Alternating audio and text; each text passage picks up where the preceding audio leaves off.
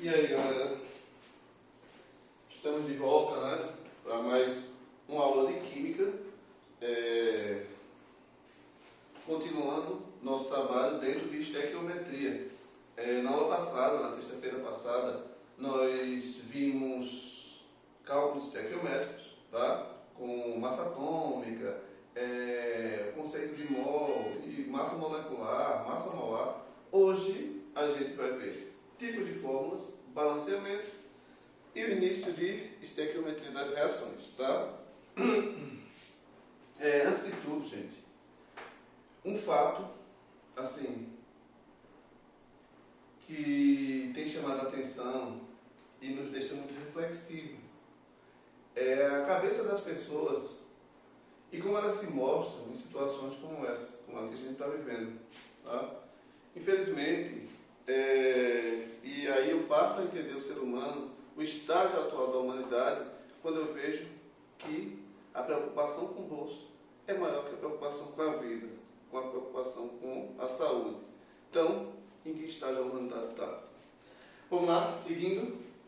Gente, primeiro, tipos de fórmulas, tá certo? A gente tem 3 tipos de fórmula. Fórmula molecular, que é a que a gente está acostumado a encontrar, né? A fórmula molecular pronta.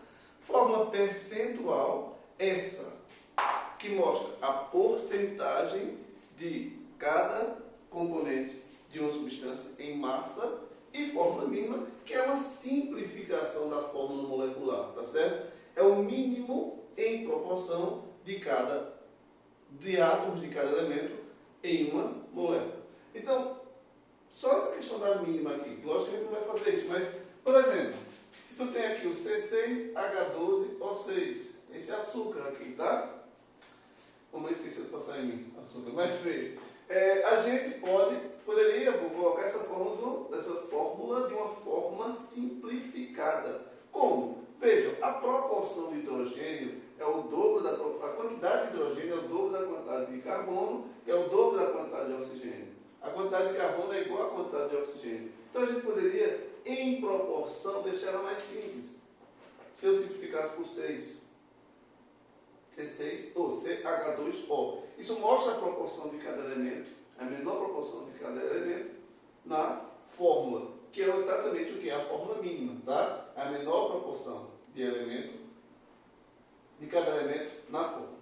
Beleza? Mas vamos começar pela fórmula percentual. Fórmula percentual indica a porcentagem de cada elemento em massa em uma substância. Por exemplo, o hidróxido de sódio, a famosa soda cáustica, né? Ela é formada por sódio, oxigênio e hidrogênio. Um átomo de cada forma uma molécula de hidróxido de sódio. E aí, se eu quero saber qual é a fórmula percentual, eu quero saber qual é a percentual de massa do sódio, do oxigênio e hidrogênio nessa substância. Como é que eu vou saber isso, gente? Primeiro, eu tenho que saber qual é a massa da substância para ver qual a participação de cada elemento nela, ok? Como é que eu calculo a massa? Estão lembrados, né? Se eu tenho NaOH, o Na tem massa 23, o oxigênio tem massa 16, está aqui, né? E o hidrogênio tem massa 1. Então a massa disso aqui é 40 unidades de massa atômica, tá? 40 de unidades de massa atômica. E aí eu quero saber o percentual de cada elemento. Vamos começar pelo sódio. Se 40 é a massa total, nessa substância só tem um átomo de sódio, e o sódio tem massa 23. 23 vai representar quanto por cento? É muito simples, uma regrinha de 3, tá? 40x, eu vou cortar um zero daqui com um zero daqui, lembrando que eu sou o rei do corte, eu gosto de coisas simples. 4x igual a 230, x igual a 230 dividido por 4, se eu não estiver errado, é 57,5, mas é isso mesmo. 57,5%, ou seja, a massa do sódio nessa substância representa 57,5% da massa da substância. Vamos para o oxigênio. Se 40, que é a massa total, é 5%, a massa do oxigênio, que é 16, porque só tem um átomo, se tivesse 2 oxigênios, seria 32. Você vai pela quantidade de átomos e aí pega a massa geral do elemento, tá?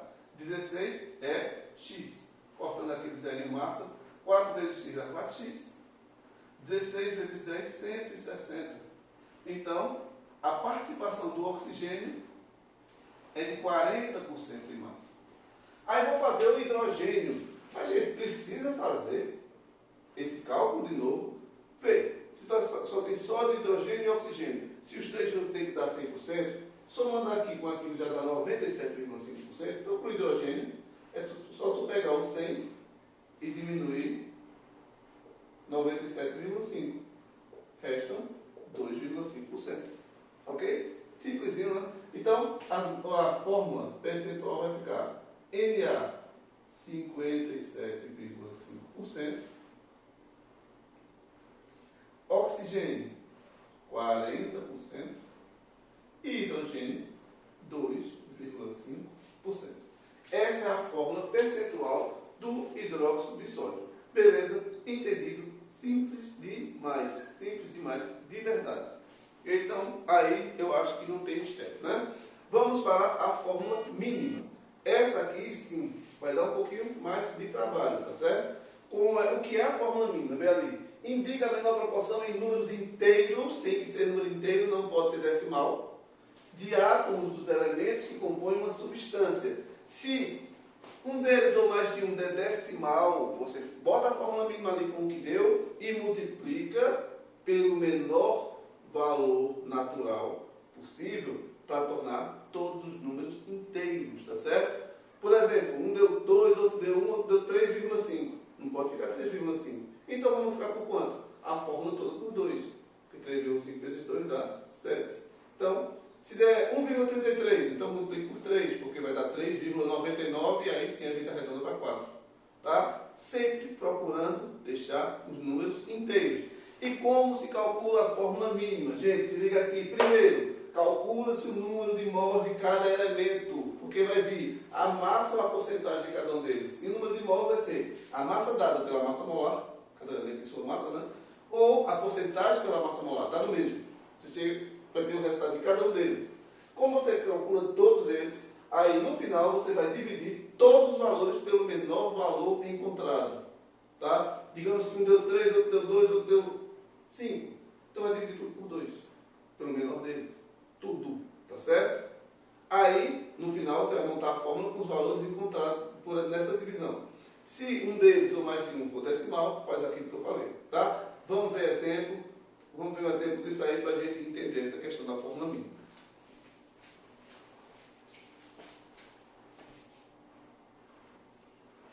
Então vejam esse exemplo aqui de fórmula mínima ou empírica. Ferritas são compostos com propriedades magnéticas e utilizados em eletrônica, em componentes eletrônicos, tá? A análise de uma ferrita fornece os resultados.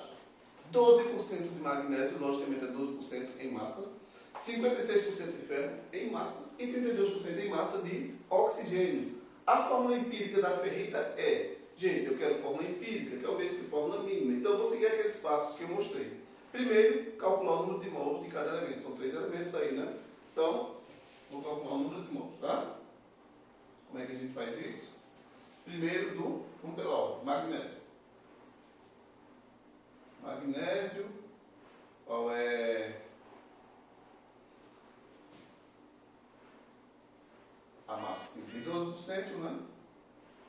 Dividido pela massa do magnésio, que é 24, isso dá 0,5. Então eu vou aqui, gente, para ver se coisa.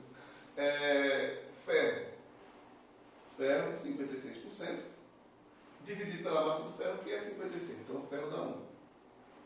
E oxigênio, a porcentagem do oxigênio é 32%, dividido pela massa do oxigênio, que é 16. Então dá 2. Esse é o primeiro passo. O segundo passo é dividir cada valor encontrado pelo menor desses valores. E qual foi o menor dos valores, gente? 0,5. Então eu vou dividir tudo por 0,5. Tá? 0,5 por 0,5 e por 0,5. Entrei ponto 1 para o magnésio, 2 para o ferro e 4 para o oxigênio. Tá certo?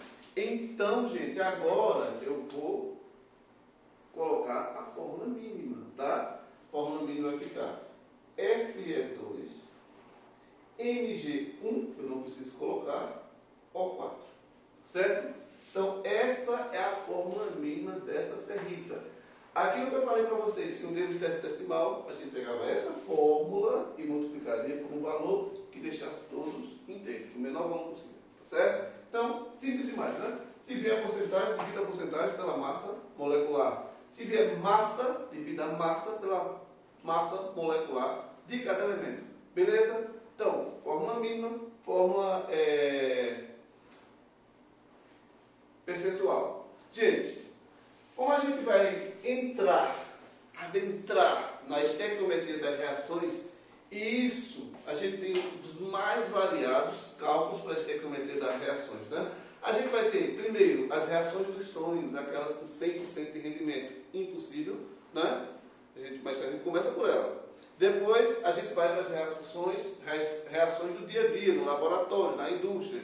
E aí, entra a questão de rendimento, porque as substâncias nunca estão puras, tem as impurezas, impureza vai interferir no rendimento, tá? E a questão dos reagentes em excesso e reagentes limitantes. Porém, para tudo isso, a gente tem que saber de alguns detalhes. A gente já viu alguns aqui, né? Anteriormente, questão do mol, a quantidade de moléculas, massa molar. Isso já vai nos preparando para chegar onde a gente quer. E mais um detalhe importante, volume molar de um gás. Volume molar significa o volume de um mol de um gás. Que, seja qual for o gás, nas mesmas condições de temperatura e pressão, um mol vai ter sempre o mesmo volume.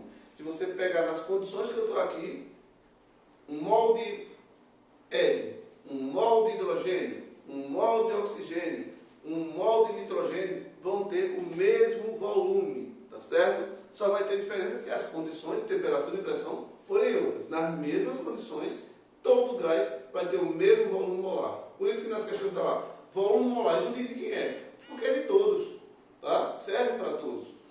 E normalmente a gente encontra isso aqui, ó, CNTP, condições normais de temperatura e pressão. E quais são as condições normais de temperatura e pressão? Pressão de 1 atm, temperatura de 0 graus Celsius, que é o mesmo que 273 Kelvin. Essas são as condições normais de temperatura e pressão.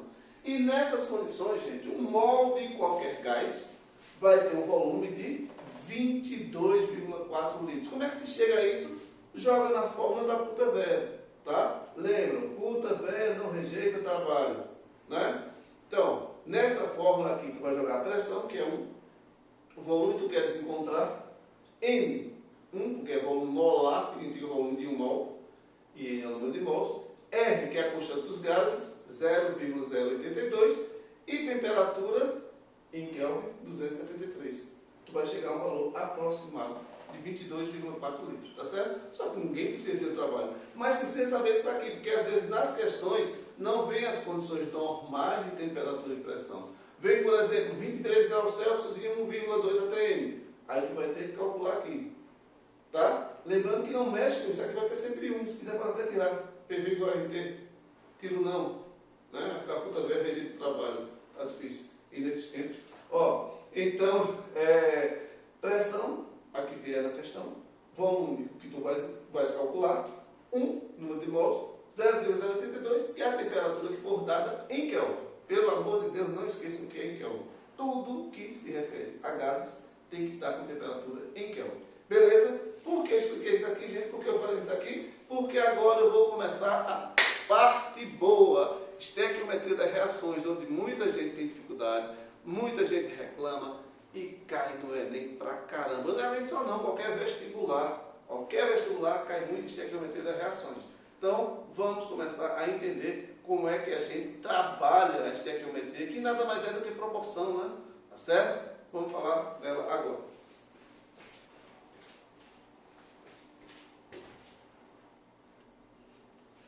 Pronto, gente. Chegamos onde muita gente teme, onde muita gente não queria chegar, mas onde a gente queria chegar, porque isso é muito necessário. Como eu falei, esse assunto é extremamente importante. As pessoas se assustam até com o nome, estequiometria, mas é de boa quando vocês usam a matemática tranquilamente, quando fazem as coisas com calma e quando seguem esse roteiro, tá?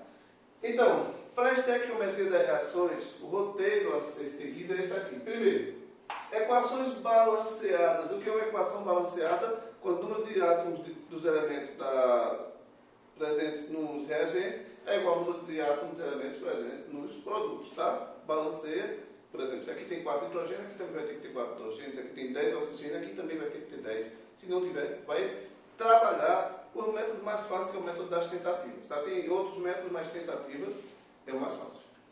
Segundo, destacar as substâncias mencionadas no enunciado. Daqui a pouco, quando eu for resolver isso aqui, a gente vai seguir cada passo, tá? Destacar. Falou nesse, então eu vou trabalhar com esse aqui. 3. Deixar nas unidades mencionadas. Por exemplo, falou um em massa e outro em mols. Então, deixa isso aqui em massa, deixa isso aqui em mols. Falou os dois em massa, deixa os dois em massa. Falou em volume 1 e outro em moléculas. Deixa isso aqui em volume e isso aqui em moléculas. Sempre de acordo com o enunciado. Não fujam dele. E 4. Usar a lei de Proust, a lei das proporções constantes, que reações ocorrem em proporções constantes. Não pode fugir disso. Então, é aquela coisa. Se você tem 10 gramas de uma substância e 20 gramas de outra, uma reagindo 10 com 20. Se você dobra essa, tu vai ter que dobrar essa. Se aqui vier para 20, aqui vai ter que vir para 40. Se você dividir por 10, tem que dividir a outra por 10. O que nos leva a quê?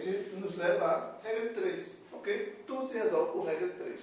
Então, utilizando a lei de Proust, às vezes você não precisa nem fazer um cálculo. Você olha assim, se esse aqui aumentou 5 vezes, esse aqui também vai ter que aumentar 5 vezes. Então o resultado é esse.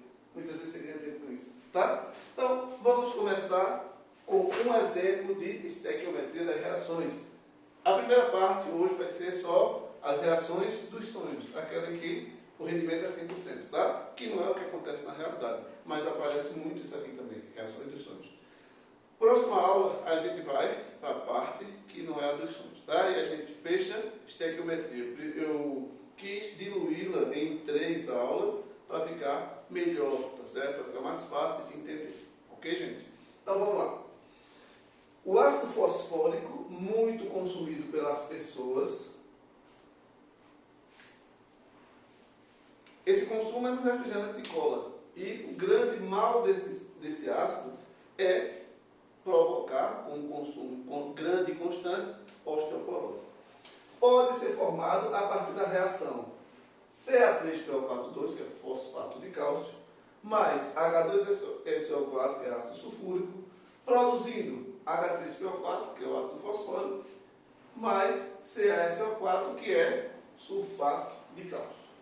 Com 62 gramas de fosfato de cálcio, ó, falando fosfato, já grifo ali, e quantidade suficiente de ácido sulfúrico, não vai me interessar o que ele falou, quantidade suficiente, então não tem que me preocupar com ácido sulfúrico. Quantos gramas de ácido fosfórico? Opa, a pergunta é aqui. Então vou trabalhar com esses dois. Podem ser obtidos. Entenderam? Lê o enunciado e vê aquilo que você vai trabalhar. Ele deu tantos gramas de fosfato e quer saber quantos gramas de H3PO4. Então só vai trabalhar com os dois. Porém, eu preciso da reação toda primeiro para balancear, né? Certo? Ela não está balanceada. Vamos balancear essa reação. Ca3PO42 mais H2SO4 produzindo H3PO4 mais CaSO4. Gente, balancear como? Ó, deixa sempre hidrogênio e oxigênio por último, porque eles são muito danadinhos, tá? Balanceando os outros, muitas vezes em tabela já balanceia eles. Se eu tenho 3 cálcios aqui, tem que ter 3 cálcios desse lado. Então, vou multiplicar isso aqui por 3. Ok? Beleza? Cálcio balanceado. E o fósforo está balanceado? Tenho 2 fósforos aqui e desse lado eu só vou ter 1. Por que 2 aqui, gente? Porque é 2PO4. Então, aqui eu tenho 2 fósforos e 2 vezes 4, 8 oxigênio. Tá? 2 fósforos e aqui desse lado só tem 1. Eu não posso botar 2 aqui nem na frente. É a substância toda. Senão eu ia mudar a estrutura da substância e transformá-la em outra, tá? Beleza? Então, 2 aqui. E isso mexeu com hidrogênio e com oxigênio. Foi? Vamos lá, ver como ficaram aqui hidrogênio e oxigênio. Talvez já esteja até balanceada. Ou não, né, gente? Porque ainda tem um enxofre, ó. Enxofre aqui eu tenho 1. E aqui ficaram 3 enxofres, depois que eu multipliquei para balancear o cálcio. Então, se tem 3 enxofres desse lado, só um desse, eu jogo um 3 aqui. Agora, provavelmente, hidrogênio e oxigênio balanceados. Vamos lá? Pelo hidrogênio primeiro. 3 vezes 2, 6. 2 vezes 3, 6. Tá tranquilo, tá? Oxigênio. 2 vezes 4, 8. e 3 vezes 4, 12. Ó, 8 aqui e 3 vezes 4, 12 aqui. Então eu tenho 20 oxigênios. Oxigênio, 2 vezes 4, 8. E 3 vezes 4, 12. Ó que beleza, gente. Toda balanceadinha, do jeito que a gente queria, tá? Então, já fui para 2 pontos, né? Equação balanceada, destaquei as substâncias, beleza? Agora o próximo ponto é o quê? Deixar nas unidades mencionadas. Vou ter que deixar isso aqui. Quais são elas? Fosfato de cálcio e o H3PO4. E ele mencionou o quê? Massa e massa. Vou ter que deixar tudo em massa. Porém, gente, antes de colocar o que ele deu, eu tenho que colocar o que eu já tenho na reação. Tá? Eu tenho que saber qual é a massa do fosfato de cálcio. Como é que a gente faz isso? Todo mundo aprendeu, né? Ca3PO4, 2. Tenho 3 cálcios. 3 vezes qual é a massa do cálcio? 40. 2 fósforos, 2 vezes 31. E 2 vezes 4, 8 oxigênios. 8 vezes 16. 120. Mais 62. Mais 8 vezes 16, 80. Com 48, 128. Isso vai dar quanto, gente? 128 com 62. Dá 190, 400, 310. 400 o quê, cara? 310 é a massa em gramas do fosfato. Para cada mol. Eu só tenho um mol aqui, então aqui eu tenho 310 gramas, tá? 310 gramas.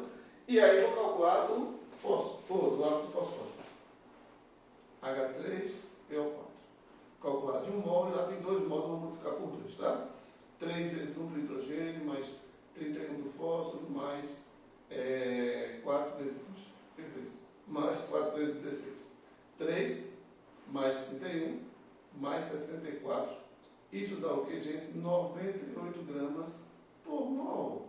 Tá certo? Então, cada mol tem 98 gramas, mas eu tenho 2 moles.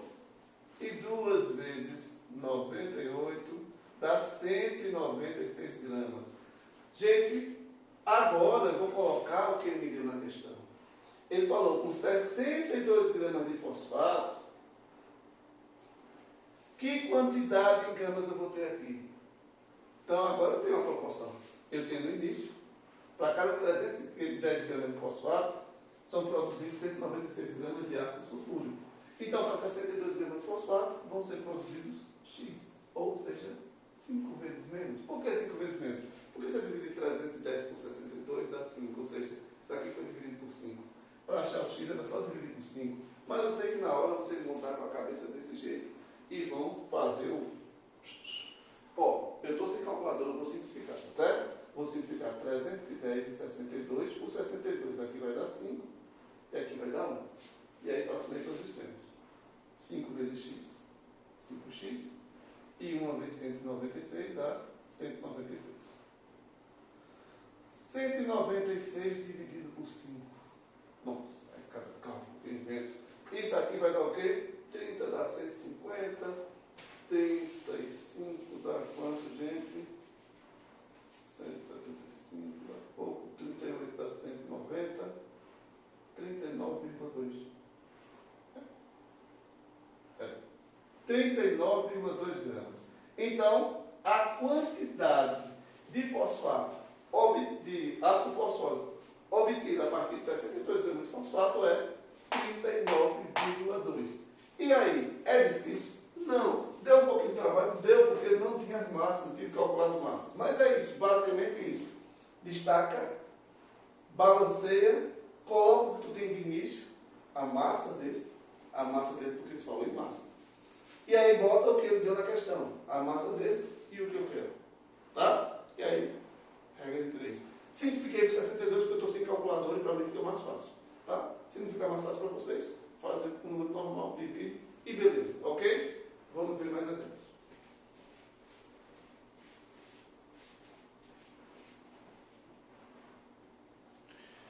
Então, gente, 2 exemplos para a gente fechar essa aula, tá?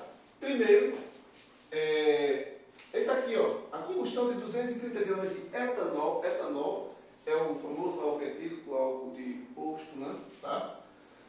Nas CNTP, ou seja, nas condições normais de temperatura e pressão, produz que volume de dióxido de carbono em metros cúbicos? E cadê a reação? O etanol é um composto orgânico. Quando a gente tem combustão de composto orgânico, ele não falou que é uma combustão incompleta, então a gente leva em consideração que seja uma combustão completa, por isso vai formar o CO2, tá? Então, toda reação de composto orgânico vai ter o composto mais O2, que é o componente, tem que ter, né? Tá? A combustão tem que ter componente. Com ausência de oxigênio não tem combustão. Quem vai produzir o que, gente? CO2 e água. Tá? Toda queima de composto orgânico completa é isso. O composto orgânico mais oxigênio produz dióxido de carbono e água. Por isso que o petróleo é tão nocivo e tão participante, ativo do processo de aquecimento global. Porque ó, petróleo é orgânico, tá? A gente usa, a maioria dos combustíveis que a gente usa tem origem do petróleo. E aí o que acontece?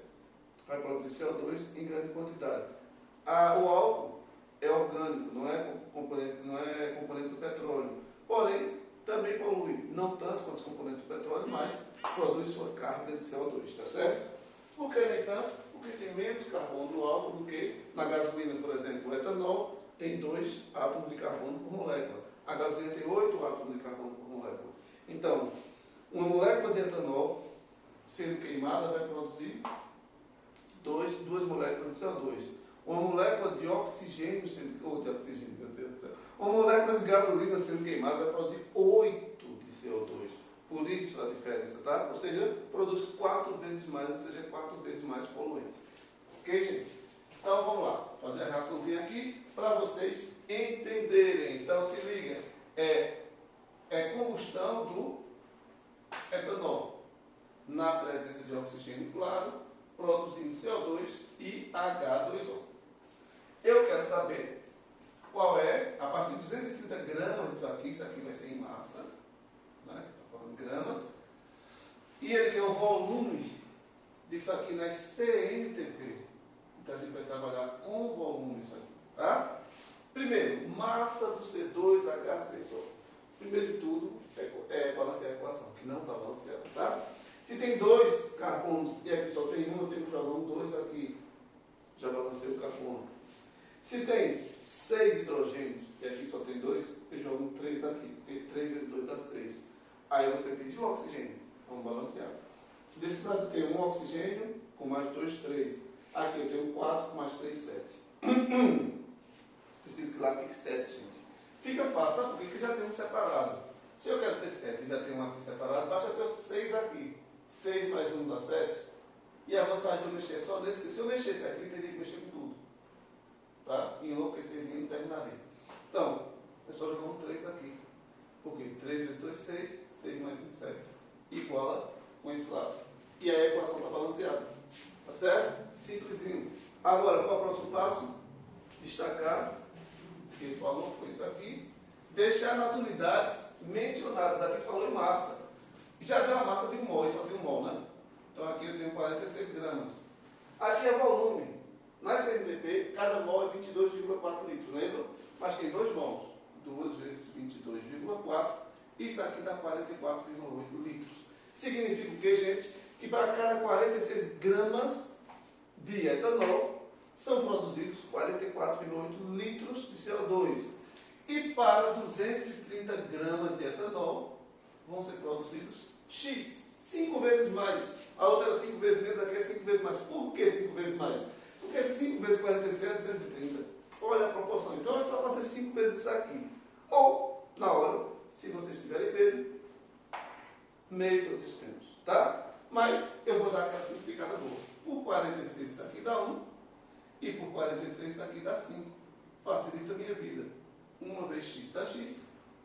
E 5 vezes 44,8 dá 224 litros. Ok? Esse é o volume. Está respondido? Não. Por quê? Porque a resposta foi pedida em metros cúbicos. Lembram que um metro cúbico são 1000 litros, né? Então, para transformar de litros para metros cúbicos, eu vou dividir por 1000. Por que dividir? Porque eu estou indo do menor para o maior. Do maior para o menor que eu multiplico. Ok? Então, eu vou dividir isso aqui por 1000. Que vai dar 0,224 metros cúbicos. Entendido, meus seguidores? Beleza? Tranquilo aqui? Vamos para o próximo exemplo. Dada a reação Fe, ferro, né? Mais ácido clorídrico, formando FeCl3, que é o cloreto férrico, mais H2, que é hidrogênio. Quantas moléculas de H2 serão obtidas no consumo de 140 gramas de ferro? Então, eu destaquei, já sei que eu vou trabalhar com os dois. Esse aqui em gramas, ou seja, massa, e esse aqui em moléculas. A gente vai ter que lembrar do número de Avogadro. Cada mol, 6 vezes 10 a 23 moléculas. Primeiro passo, gente, primeiro passo que a gente saber o primeiro passo. Vamos balancear a equação, tá? Que não está balanceada. Por que não está balanceada? Pela quantidade de cloro e de hidrogênio. Ó, tem 3 cloros aqui, mas se eu colocar 3 aqui, não vai mexer com o hidrogênio? Não vai perturbá-lo? Né? Mas vamos lá. Coloco 3 aqui. Tem como, com números inteiros, eu transformar 2 em 3? Não, né? Então dobra essas quantidades. Quando você está nesse dilema de não ter como transformar os dois, igualar os dois, usando o número inteiro, teria que ser um decimal, a gente dobra a quantidade. Então, se aqui tem 2, ou se aqui você colocou 3, dobra para 6. Que aí a gente vai colocar 3 aqui, ó. 6 hidrogênios e 6 hidrogênios. Mas o cloro perturbou o cloro, calma. 6 cloros aqui, aqui tem 3, é só jogar 2 aqui. Mexeu com ferro, tem 2 ferros aqui e um lá. Jogo 2 aqui. Tudo resolvido, tá certo? Entenderam? Vamos agora voltar em câmera lenta, replay.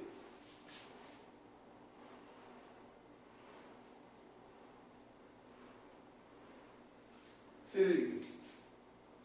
Quando eu joguei 3 para balancear o cloro, eu teria que botar 1,5 aqui para balancear o hidrogênio. Não é o ideal, não é legal a gente colocar números decimais.